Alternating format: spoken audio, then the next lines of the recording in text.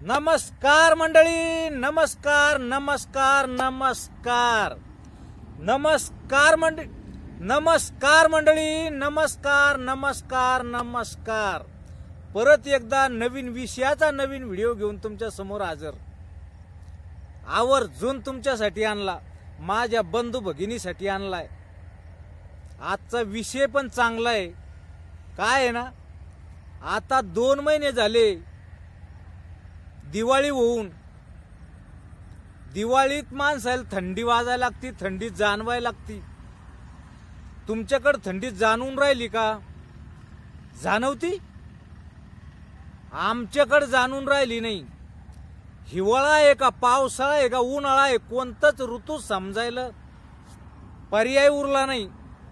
खरंच नाही. हिवाळा आहे ना, आता नोव्हेंबर महिना आहे. हाय का हिवाळा?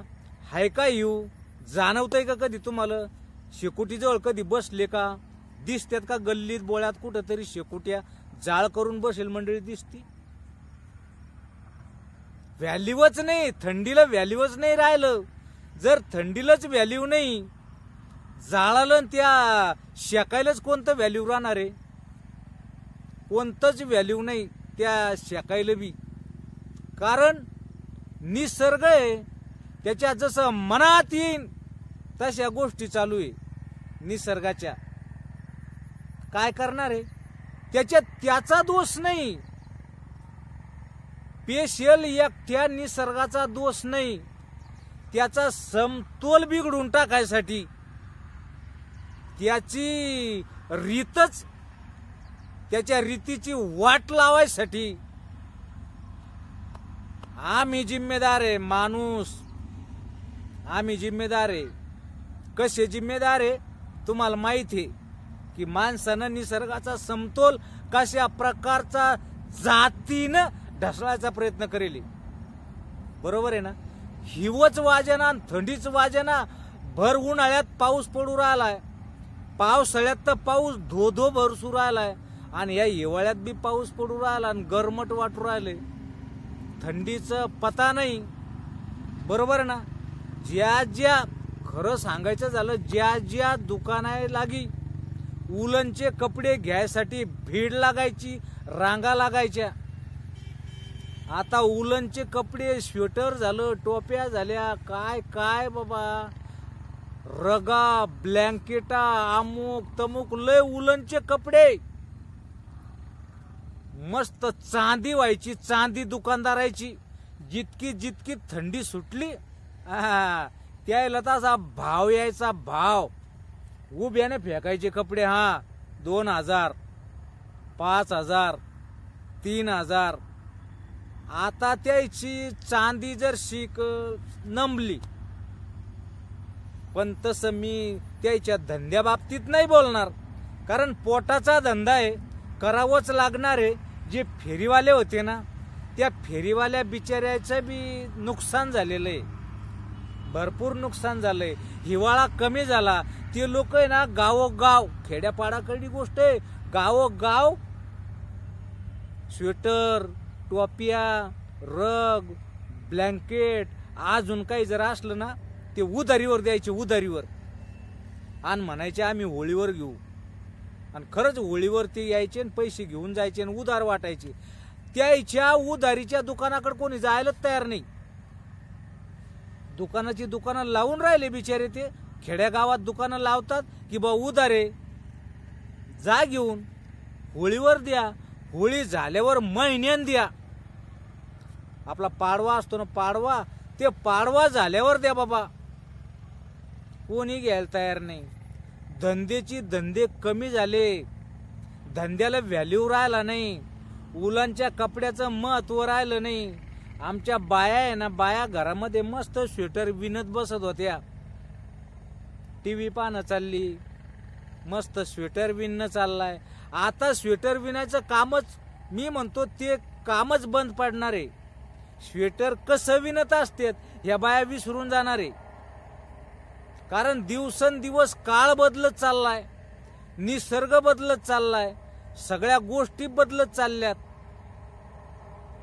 सांगता येत नाही जे आहे ते व्यवस्थित राहीन का अजून याच्यात इखळूबा होईन?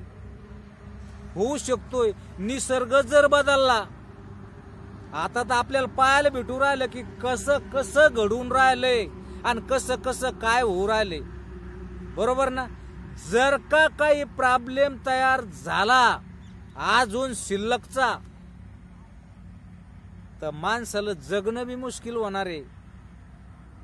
त्याला तर हात जोडणे आपल्याला विधात्याला, निसर्ग देवतेला, की बाबा तुम्ही फक्त आमचे मायबाप आहे, तुम्ही सगळ्या गोष्टी सांभाळून वागा.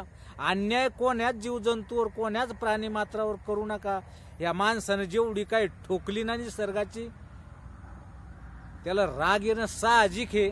आणि त्यानं राग आल्यामुळं त्यानं आता आहे ना कोणत्या बी पटरीवरची गाडी कोणत्या पटरीवर सोडणं सुरू केली. आणि त्याचे दुष्परिणाम मात्र आपल्याला भोगावं लागणार आहे, भोगणं सुरू आहे. शेतातल्या गोष्टी झाल्या, शेताच्या शेतामध्ये जे पेरलं जायचं ना, गहू, हरभरा, हे जे शाळू, ज्वारी, काय भुईमुंग, हे जे आता या पिकात हिवाळ्यात जे पेरलं जायचं ते ठप्पच बसला. शेतकरी बी ठप्प झाला की हिव नाही ना, गहू पेरायचा त्याला थंडी पाहिजे, थंडीचा पत्ता नाही. कसा गहू येणार आहे, काय खाणार आहे? शाळू ज्वारी गरमीने येईन, हरभरा गरमीने येईन, पण कवाशिक मधात बदबद बदबद पाणी पडन आणि खेळीचकून जाईन, सांगता येत नाही. तसं पाहायला गेलं तर शेतकरी बी त्याच्यात तितकाच वाटेदार आहे.